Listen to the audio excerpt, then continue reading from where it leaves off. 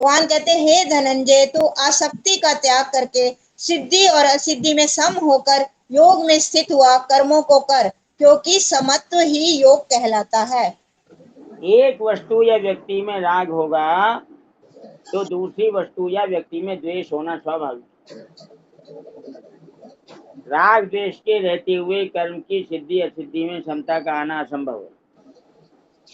राग द्वेष के न रहने पर जो समता आती है, उस समता में स्थित रहकर कर्तव्य कर्मों को करना चाहिए। समता को ही योग कहा जाता है। कर्म तो करण सापेक्ष होते हैं और योग करण निरपेक्ष है। इस समता रूपी योग में स्थित साधक कभी प्रणाम योगभ्रष्ट नहीं प्रणाम आचार्य जी। होगा। अच्छा जी, ये जो एक बुद्धि की समता, अंतकरण की समता और एक स्वरूप की समता, ये तीन बताए, तो ये मतलब ये जो स्वरूप की समता है, इसका पता अपने अंतकरण से ही तो पता चलता है। बुद्धि की समता और अंतकरण की समता तो एक ही है, इस पर थोड़ा बताइए आप। देखो, स्वरूप की क्षमता तो किसी को दिखाई देती नहीं, क्योंकि स्वरूप किसी को दिखाई नहीं देता। बुद्धि की क्षमता सबको दिखाई देती है। इसलिए ये कसौटी है कि जिसकी बुद्धि में क्षमता आ गई वह स्वरूप में स्थित हो गया, उसमें स्वरूप की क्षमता आ गई। तो उस मतलब जैसे उसका अंतकरण शांत है, बिल्कुल उसमें कोई हलचल नहीं है, यही बात है। राग द्वेष से रहित हो गया है, खास बात। हाँ, तो राग द्वेष आएंगे तभी तो हलचल होती है। मतलब जब हलचल राग तो द्वेष नहीं आएंगे तो मतलब शांत है, हलचल नहीं है वहां पर। हलचल ये होना परिणाम है। हलचल को दबा भी सकता है, राग द्वेष नहीं होने चाहिए, खास बात ये है। हाँ, मतलब इसका मतलब पता स्वयं को ही लगेगा, दूसरा कोई इसको नहीं। मतलब दूसरे को ऊपर से पता तो लग हम शांत जाए। रह सकते हैं, लेकिन राग द्वेष अंदर का तो हलचल हो। आप सुनो, राग द्वेष के होने का पता दूसरों को ही तो लगता है।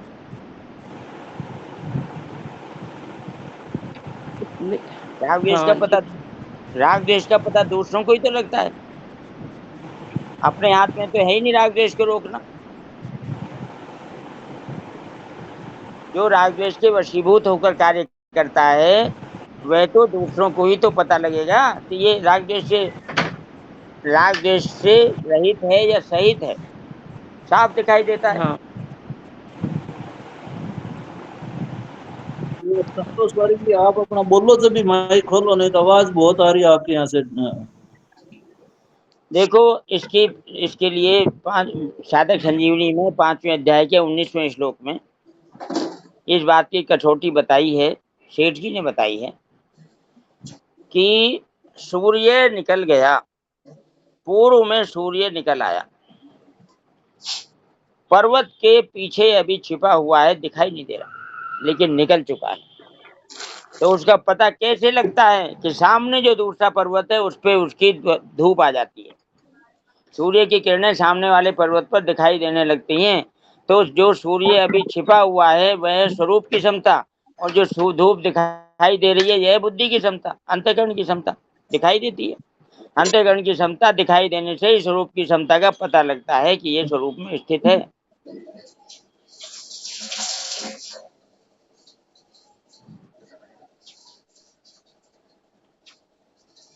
प्रणाम आचार्य जी। जी, आचार्य जी, तो ये जो बुद्धि में समता है, जो इसकी कसौटी है स्वरूप में स्थिति की, तो ये तो मतलब अभी हमने जान लिया और हम चाहते भी कि ऐसा हम हो जाए, तो ये तो केवल विवेक को आदर देने से ही पॉसिबल होगा ना। हमको पता चल गया कि ऐसे हमको रहना चाहिए, कोई भी राग द्वेष नहीं हो, हर्ष शोक ना हो। तो जितना जितना अपने रोज के जीवन में परिस्थितियां आती है उनमें अगर हम विवेक को आदर देते रहे हर परिस्थिति में, तो फिर वो स्थिति हो जाती है ना। विवेक को आदर देना फिर भीतर की बात है, राग द्वेष ना दिखाई देना ये बाहर की बात है। आप विवेक को हाँ आदर दे रहे हैं तभी तो राग द्वेष नहीं दिखाई देंगे। अगर राग द्वेष हाँ दिखाई दे रहे हैं तो विवेक को आदर कहाँ दिया। हाँ, वही मैं पूछ रही हूँ। ये सब जो राग द्वेष भी ना हो तो वो विवेक को आदर देना ही सबसे ज्यादा जरूरी पड़ेगा ना इसमें। राग द्वेष सामने दिखाई देते हैं, उससे पता लग जाता है इसकी स्थिति क्या है। तो उस स्थिति तक आने के लिए फिर और क्या उपाय है? उपाय बहुत सारे हैं, कर्मयोग, ज्ञान योग, भक्ति योग, तीनों उपाय हैं। आचार्य जी राग अब द्वेष जो क्लियर आते हो गया, हैं, स्वार्थ ये वाली तत्पर, बात अब क्लियर हो गई। सुनो, स्वार्थ तत्परता के कारण राग द्वेष होते हैं। स्वार्थ का त्याग सबसे पहले जरूरी है। आगे आगे की बातों पे मत जाओ, भी पहली बात पे रुको कि स्वार्थ का त्याग। स्वार्थ का त्याग क्या है कि मेरा कुछ नहीं है, मुझे कुछ नहीं चाहिए और मुझे अपने लिए कुछ नहीं करना है। ये तीन बातें कर्मयोग की हैं। इससे राग द्वेष खत्म हो जाता है। ज्ञान योग में आपने विवेक की बात बताई, विवेक के द्वारा भी ज्ञान राग द्वेष खत्म हो जाते हैं। और भगवान के हो जाए हम तो राग द्वेष रहेंगे ही कहाँ। हाँ हाँ, यही सब चीजें कनेक्ट होगी। ठीक है आचार्य जी, प्रणाम। दूसरे अध्याय का 48वां श्लोक हो गया। प्रशंसा हो जाए या निंदा हो जाए, कार्य सफल हो जाए या असफल हो जाए, लाखों रुपए आ जाएं या लाखों रुपए चले जाएं, पर उससे अंतःकरण में कोई हलचल ना हो, सुख दुख ना हो, हर्ष शोक आदि ना हो। 5वें अध्याय का 20वां श्लोक बोलिए दीदी। न प्रवेशेत प्रियम प्राप्त, न प्रवेशेत प्रियम प्राप्य नो द्विजेत प्राप्य चा प्रियम स्थिर बुद्धिर सम्मूढ़ो ब्रह्मविद ब्रह्मणि स्थितः। जो प्रिय को प्राप्त होकर हर्षित ना हो और अप्रिय को प्राप्त होकर उद्विग्न ना हो, वह स्थिर बुद्धि वाला मूढ़ता रहित ज्ञानी तथा ब्रह्म को जानने वाला मनुष्य ब्रह्म में ही स्थित है। जी। जीवन मुक्त महापुरुष को प्रियता और अप्रियता का ज्ञान तो होता है, पर उसके कहलाने वाले अंतःकरण में राग द्वेष हर्ष शोक आदि विकार नहीं होते। ज्ञान होना दोषी नहीं है, प्रत्युत विकार होना दोषी है। ब्रह्म को जानने से व्यक्तित्व मिट जाता है, अहम मिट जाता है, मैंपन मिट जाता है। अहम मिटने से ब्रह्म को जानने वाला नहीं रहता, प्रत्युत एक ब्रह्म ही रह जाता है, ब्रह्म ही ब्रह्म रह जाता है।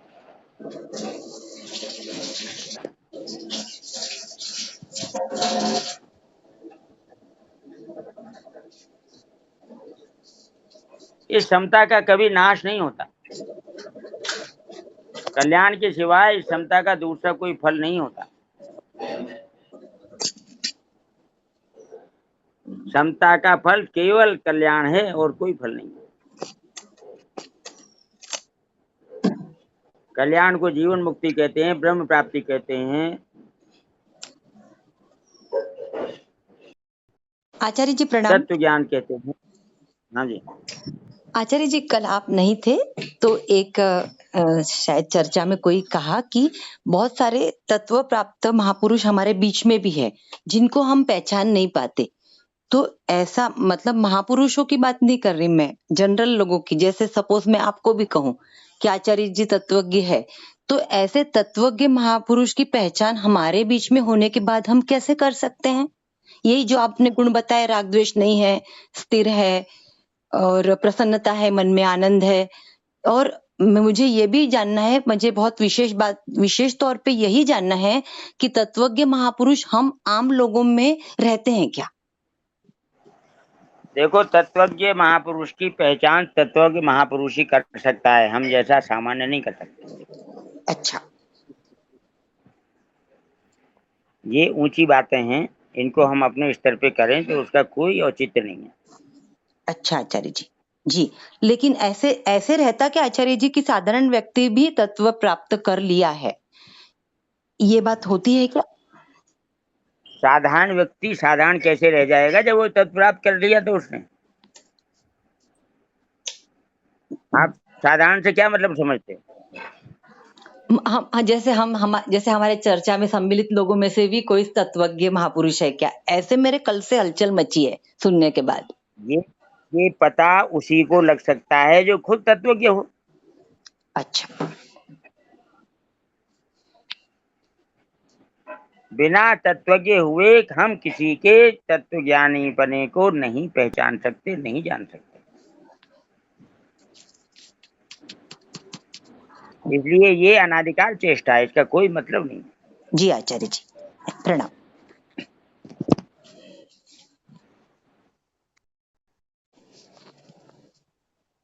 मनुष्य तप, दान, तीर्थ, व्रत आदि कोई भी पुण्य कर्म करे वह फल देकर नष्ट हो जाता है।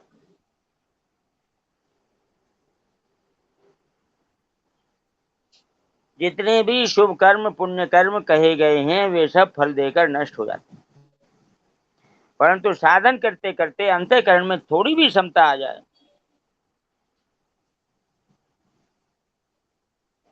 समता के लिए यहाँ ब्रैकेट में शब्द लिखा है निर्विकारता।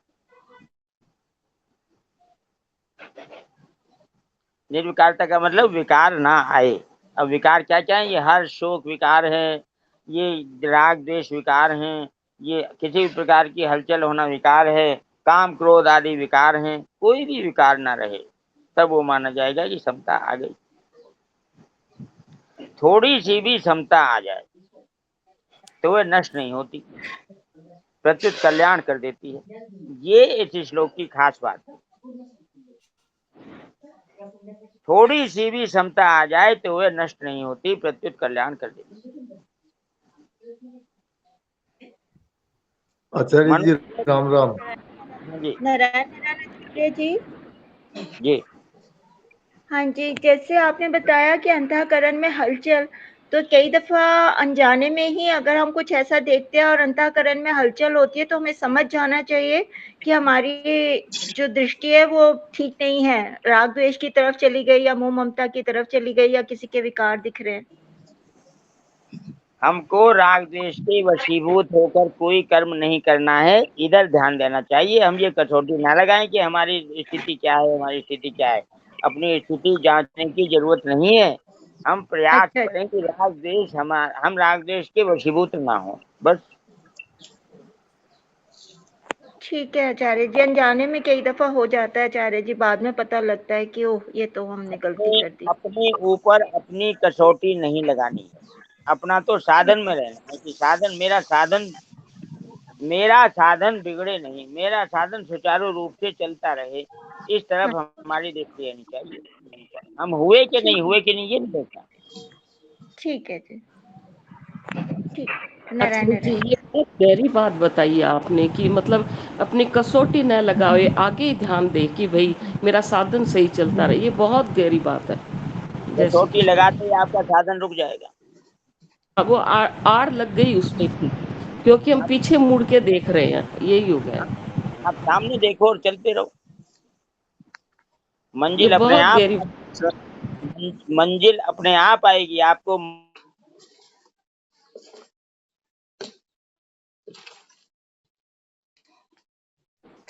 अभी हम लोग 1866 में ये बात सुन के आए हैं कि विपरीत भावना नहीं करना चाहिए और अपनी कसौटी भी नहीं करना, परीक्षा नहीं लेना चाहिए। जी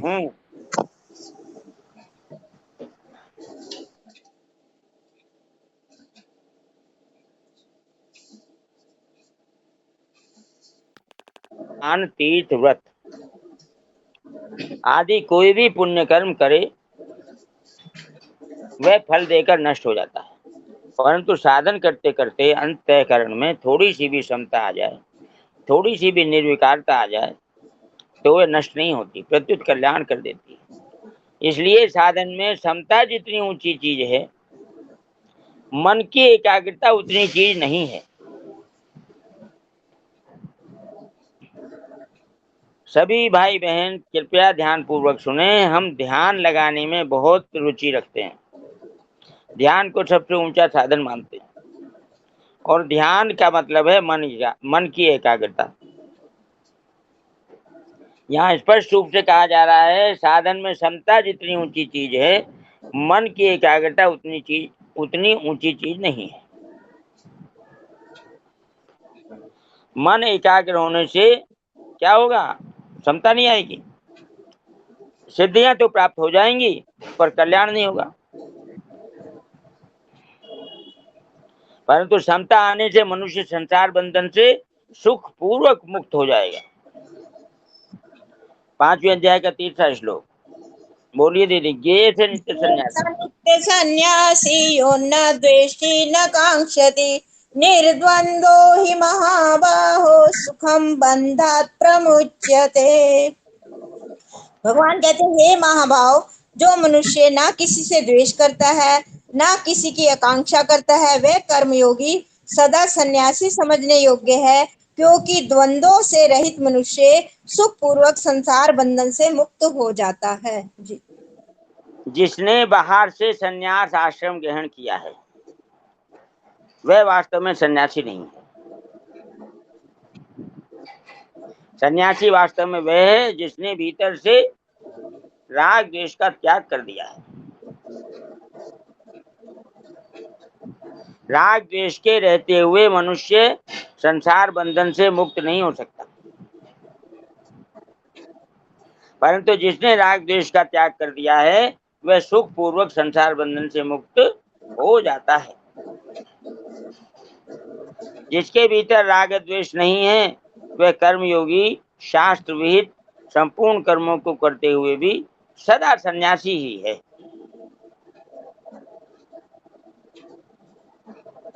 उसे अपने कल्याण के लिए बाहर से संन्यास आश्रम ग्रहण करने की आवश्यकता नहीं है।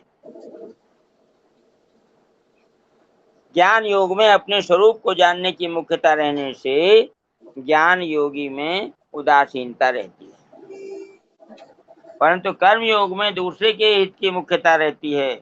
इसलिए अहम वृत्ति का त्याग कर्म योग में सुगम है, ज्ञान योग में नहीं। इसीलिए इसी अध्याय के दूसरे श्लोक में भगवान कहकर आए हैं कि कर्म योग ज्ञान योग से श्रेष्ठ है।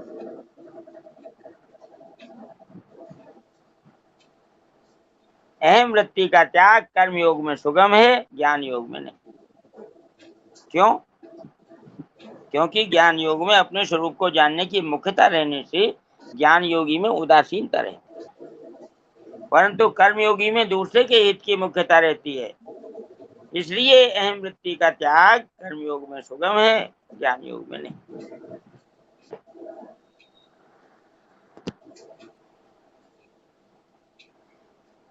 आचार्य जी राम राम। राम राम जी।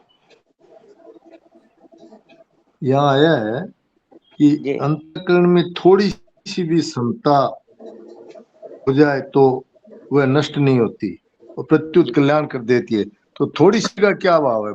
पूरी सारी हो या थोड़ी सी हो, इसमें क्या भाव है? थोड़ी सी भी समता ने से कल्याण हो जाता है।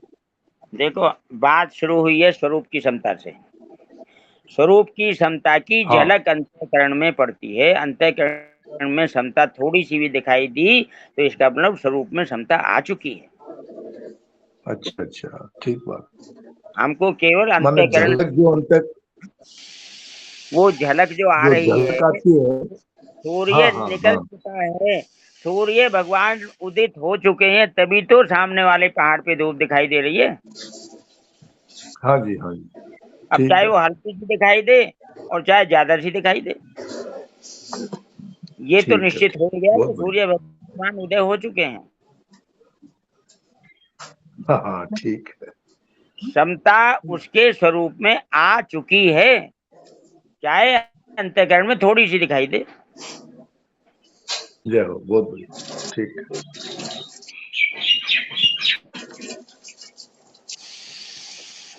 परिशिष्ट भाव। समता की महिमा भगवान ने 39वें 40वें श्लोकों में 4 प्रकार से कही है। 39वां और 40वां श्लोक इकट्ठा है समता की बात करने में। जी पढ़ाइए और बताइए, बहुत बढ़िया।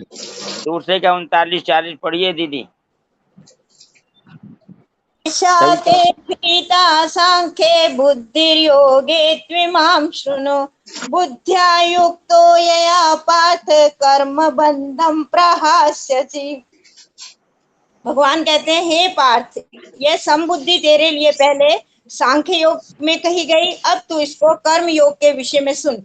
जिस समबुद्धि से युक्त हुआ तू कर्म बंधन का त्याग कर देगा। जी 40वें। हाँ पहले अभी ठहरिए। हाँ जी। भगवान 31वें श्लोक से लेकर 37वें श्लोक तक कर्तव्य विज्ञान, धर्म शास्त्र अर्थात कर्म का वर्णन किया है। कर्तव्य अकर्तव्य का विवेक, इसका वर्णन किया है। अब इन 39वें श्लोक से 53वें श्लोक तक योग विज्ञान अर्थात मोक्ष शास्त्र अर्थात कर्म योग का वर्णन करते हैं। धर्म शास्त्र का वर्णन हो चुका, मोक्ष शास्त्र का वर्णन शुरू होता है।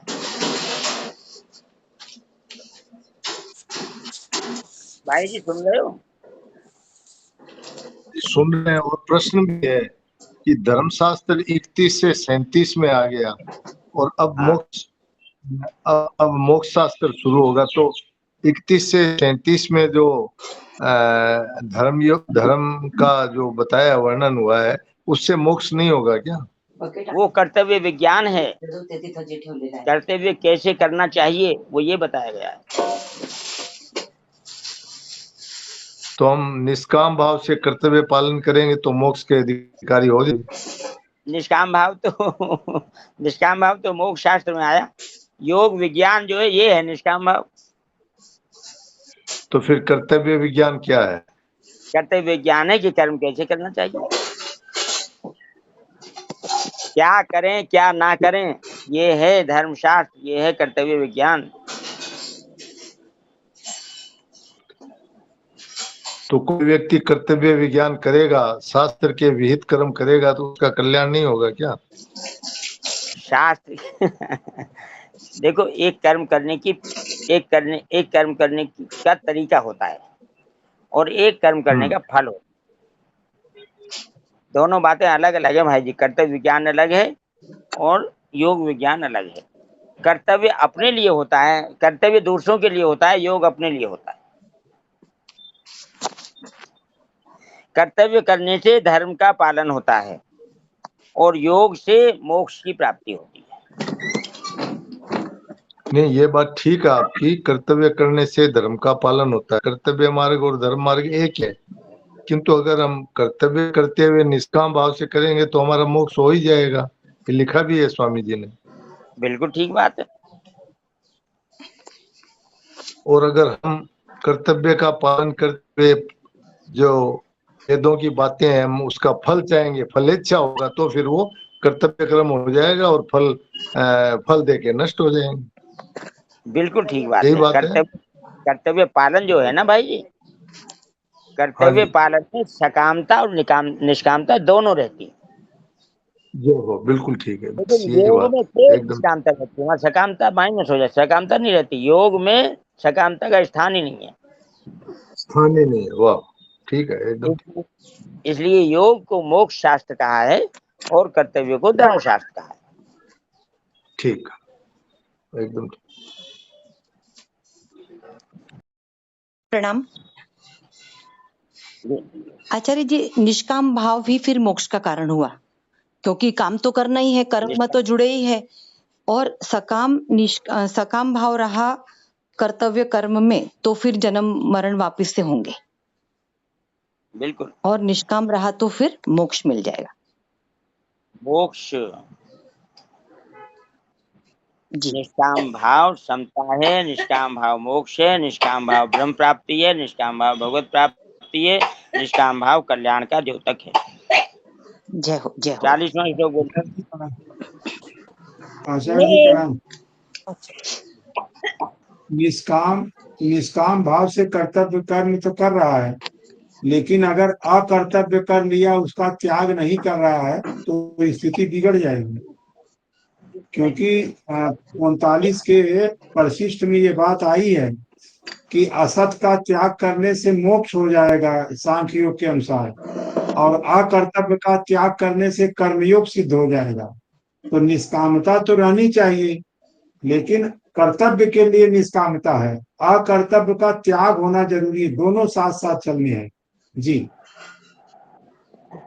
आगे 40वां श्लोक सभी सभी भाई बहनों से नेहाभिक्रमनाशोऽस्ति प्रत्यवायो न विद्यते स्वल्पमप्यस्य धर्मस्य त्रायते महतो भयात्। मनुष्य लोक में इस संबुद्धि रूप धर्म के आरंभ का नाश नहीं होता तथा इसके अनुष्ठान का उल्टा फल भी नहीं होता और इसका थोड़ा सा भी अनुष्ठान जन्म मरण रूप महान भय से रक्षा कर लेता है। जी। भगवान ने 4 प्रकार से समता की महिमा कही है। समता से मनुष्य कर्म बंधन से छूट जाता है, पहली बात। दूसरी बात, समता के आरंभ अर्थात उद्देश्य का कभी नाश नहीं होता। जिसने समता में स्थित होने का उद्देश्य बना लिया उसका फिर समता के भाव का उद्देश्य का कभी नाश नहीं होता। एक बार बना हमेशा के लिए बना। समता के अनुष्ठान में यदि कोई भूल भी हो जाए तो उसका उल्टा फल नहीं होता। और चौथी बात, अंतिम समता का थोड़ा सा भी भाव हो जाए तो वह कल्याण कर देता है। भाई जी, आपकी बात का जवाब मिल गया इसमें। समता का थोड़ा सा भी भाव हो जाए, थोड़ी समता ज्यादा समता ये कुछ नहीं, समता का थोड़ा सा भी भाव हो जाए, समता का भाव पैदा ही हो जाए। आचार्य जी, आप बहुत बढ़िया से बता रहे हैं। अब हमारा ये प्रश्न भी है, जैसे परिवार में रहते हैं तो फिर कोई काका बेटा है, कोई मासी का है, कोई साला है, कोई दूसरे हैं, संबंधी है, तो उनके साथ समता में देना लेना, उनके में ये करना, तो ये समता में कैसे होगा, इसका बताइए। ये समता भीतर की बात है, बाहर की बात है, ये बताओ। दोनों ही है। अभी महाराज जी ने बताया एक स्वरूप की समता और एक अंतःकरण की समता, दोनों है। हाँ, तो अंतःकरण की समता क्या है? अंतःकरण की समता है कि हम काम क्रोध लोभ ये सब न करें, अंतःकरण की समता सम का, रहने। सुनिए, अंतःकरण की आपने समता बताया कि मेरे को कुछ, हाँ बताइए। 5वें अध्याय का 19वां श्लोक अंतःकरण की समता का सबसे श्रेष्ठ उदाहरण है। इससे पहला श्लोक क्या है उसको आप भूल जाते हो। पहला बताइए, 5 का 18। विद्या विनय संपन्ने ब्राह्मणे गविहस्तिनी शुनि चैव स्वपाके च पंडिता समदर्शिने। ये है समता। जिस बात का जो प्रश्न आपने किया है उसका उत्तर इस श्लोक में। बताइए। बताता हूँ।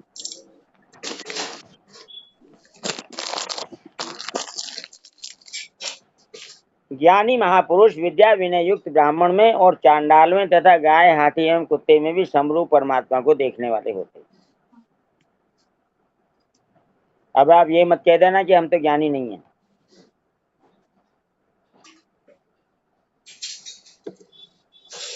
बेसमझ लोगों के द्वारा यह श्लोक प्रायः,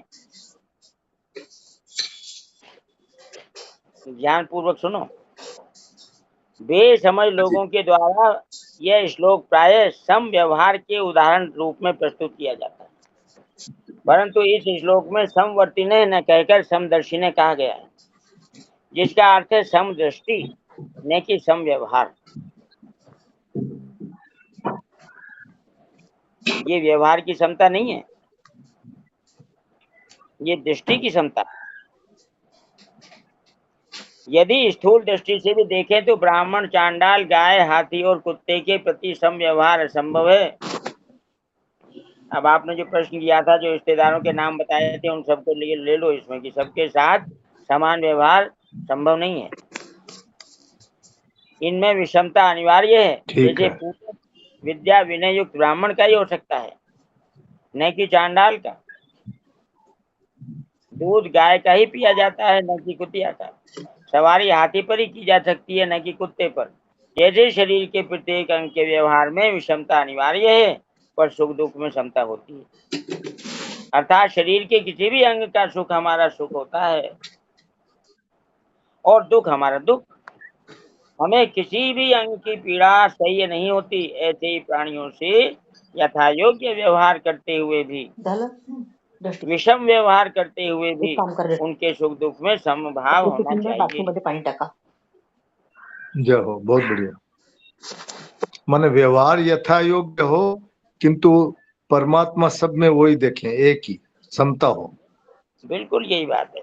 अब साले के साथ और जीजा के साथ एक जैसा व्यवहार हो सकता है क्या, बताओ? हाँ हाँ हाँ, ठीक बात है, बहुत बढ़िया। इसलिए व्यवहार तो यथा योग्य हो। व्यवहार में इसको विषमता कहा है, लेकिन भीतर से कल्याण की भावना सम होनी चाहिए कि इसमें भी वही भगवान है, इसमें भी वही भगवान है, साले में भी वही है, हाँ जीजा में भी है। व्यवहार अलग अलग है। साले को कहेंगे पायतन बैठ और जीजा को कहेंगे दाहिने सिराने बैठो। बहुत ठीक। ये बहुत महत्वपूर्ण बातें हैं। तो कोई भी भाई बहन का प्रश्न हो तो शंका न करें, आचार्य से पूछें, वो प्रेम से बताते हैं, तो हमारे ये छोटी छोटी बातें सब हल हो जाएगी। जी भाई प्रणाम। जी, मैं जो समझी हूँ वो मैं बताऊं। हाँ हाँ, पूछिए पूछिए। तो मैं ऐसा समझी हूँ कि समता यानी हर एक जीव में, पशु पक्षी चराचर अचर जगत में, सभी के अंदर हमें एक परमेश्वर की आत्मा ही दिखे। हर एक के अंदर भगवान है, वही हमको दिखे, उसे समता कहते हैं। और व्यवहार संसार के मुताबिक करना है ना, जो व्यवहार करना है वो। लेकिन समदृष्टि वो है जो हम सब में एक तत्व को ही देखें। यही बात है ना भाई जी? आचार्य जी, बहन जी क्या पूछ रही हैं? हाँ जी, क्या पूछा बहन जी, दोबारा पूछो। दोबारा पूछिए। दोबारा पूछूं? हाँ जी, हाँ, मैं हाँ दोबारा पूछती हूँ कि हम सभी जीवों में एकत्व को देखे, तत्व को ही देखे, परमेश्वर को ही देखे।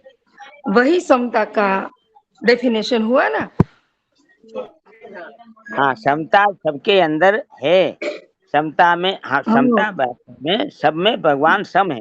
भगवान सब में बराबर है। हाथी हो या कुत्ता हो, चींटी हो या हाथी हो, सब में भगवान बराबर है। छोटे में छोटे हो, बड़े में बड़े हो, ऐसा नहीं है। हमारी दृष्टि उन भगवान पर रहनी चाहिए, उन आकृतियों पर नहीं रहनी चाहिए। लेकिन आकृतियों के साथ व्यवहार यथा योग्य होना चाहिए, ये बात है।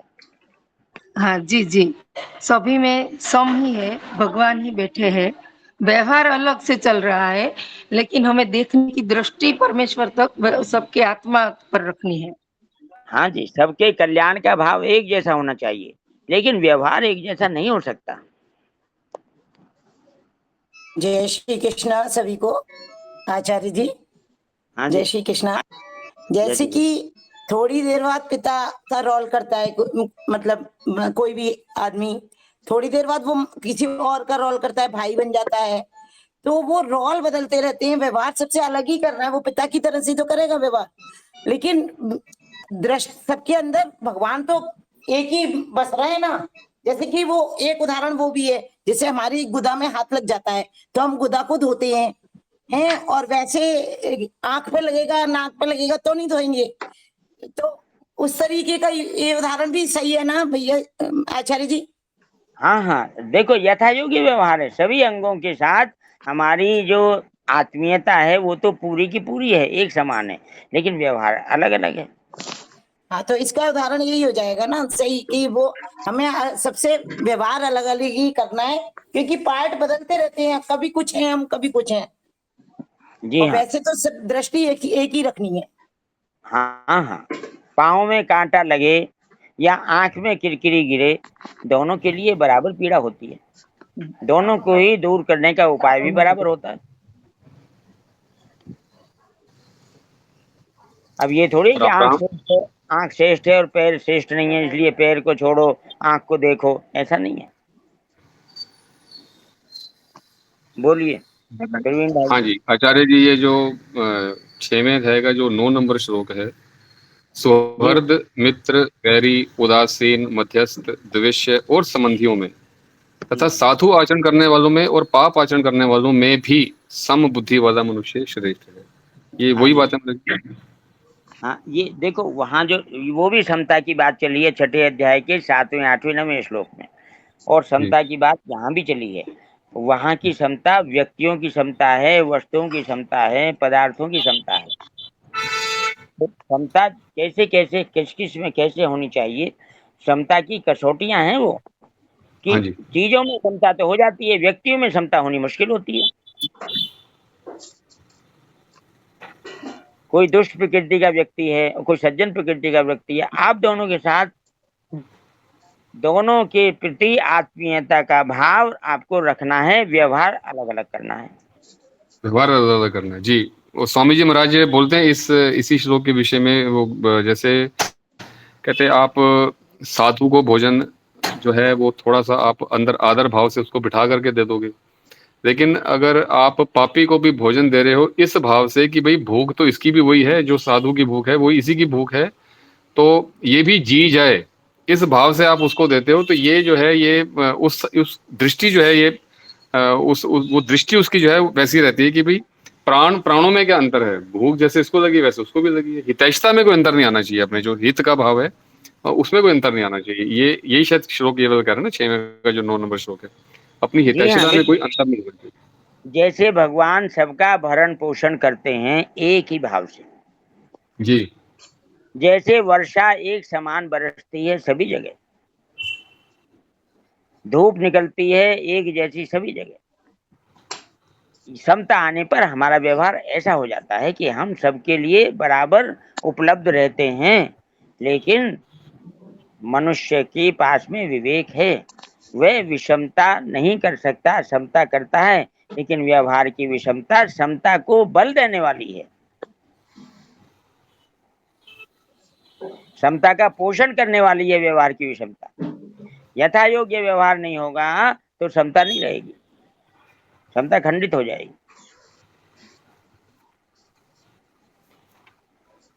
स्वामी जी ने कहा है कि एक मित्र है और एक आपका शत्रु है, दोनों में आपको चीज बांटनी है, तो आप मित्र से ज्यादा थोड़ी सी दो शत्रु को, तब समता मानी जाएगी।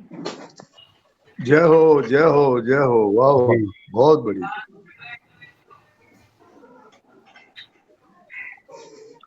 आचार्य जी तो हाँ आचार्य जी, ये फिर तो ये तत्व पे दृष्टि रहे और व्यवहार तो फिर स्वतः ही होते रहेगा, यही बात है।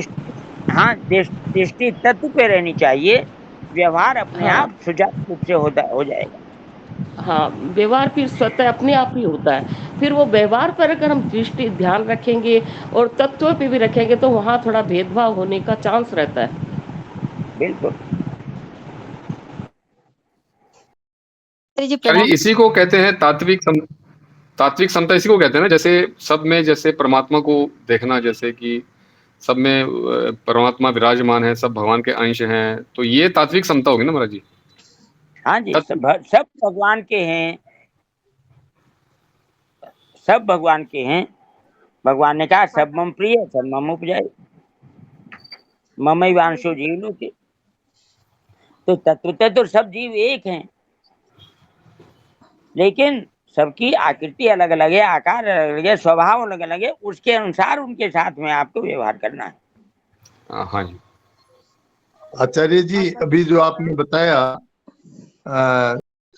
शत्रु और मित्र के बारे में, तो सेठ जी की एक पुस्तक में पढ़ा कि भगवान सुग्रीव से कहते हैं कि जैन मित्र हित होय दुखारी, तिन्हि बिलोकत पातक बारी।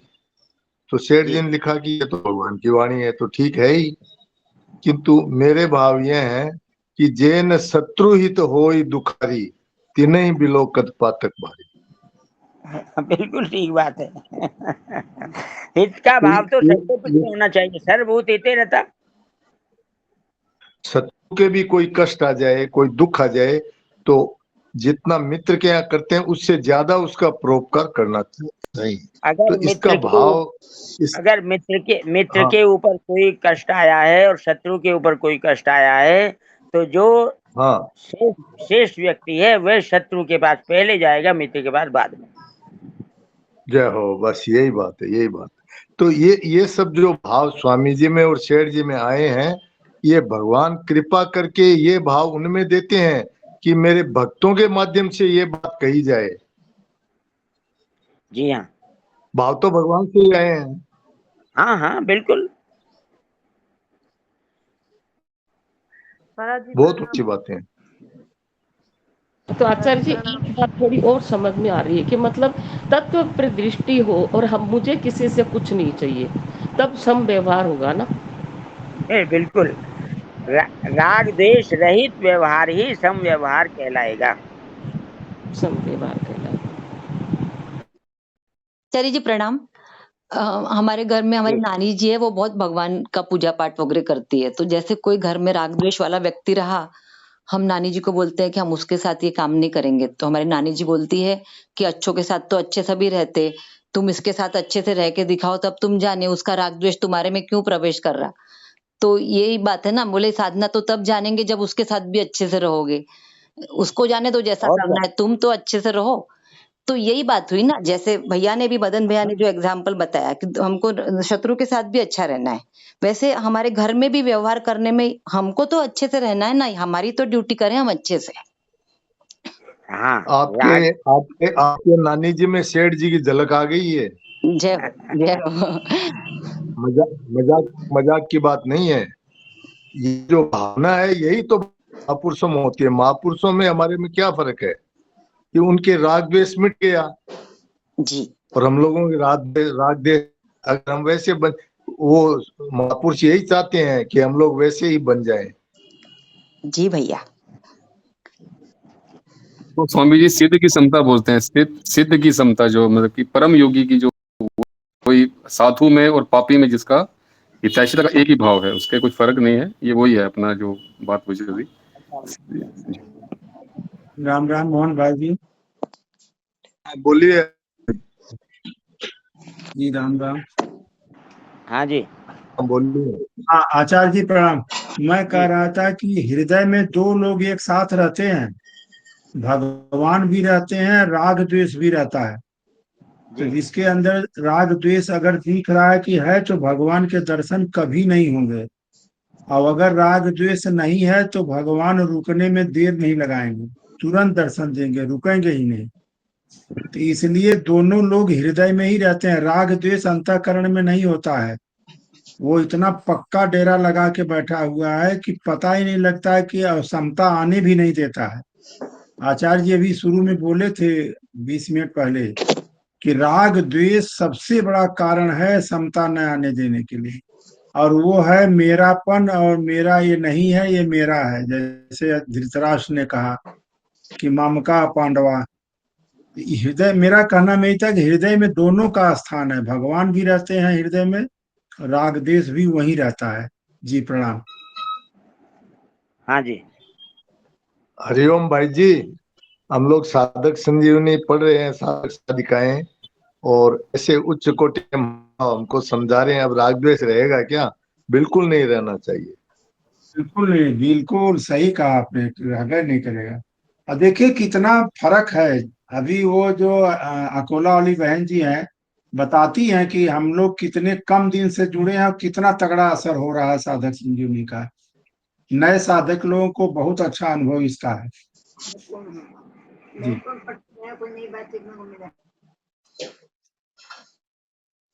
आचार्य जी। काम राग, काम को राग कहा है। जहाँ काम रहता है वहीं राम रहता है। हाँ, ये काम का परिवार है, राग द्वेष हर्ष शोक और पता नहीं क्या क्या, बहुत बड़ा परिवार है इसका। काम जनक है इनका। राम राम आचार्य जी। हाँ जी। काफी देर से चर्चा है, बद्री जी भाई जी भी सुन रहे हैं, तो अब उनकी सुनो सार गर्भित बात। आपकी चर्चा सुनी इतनी देर से। बद्री भाई जी की आवाज और बद्री भाई जी की बातें मुझे बहुत अच्छी लगती हैं, आप उन्हें बुलवाओ। तो वो तो हाँ जी, राम राम बद्री जी।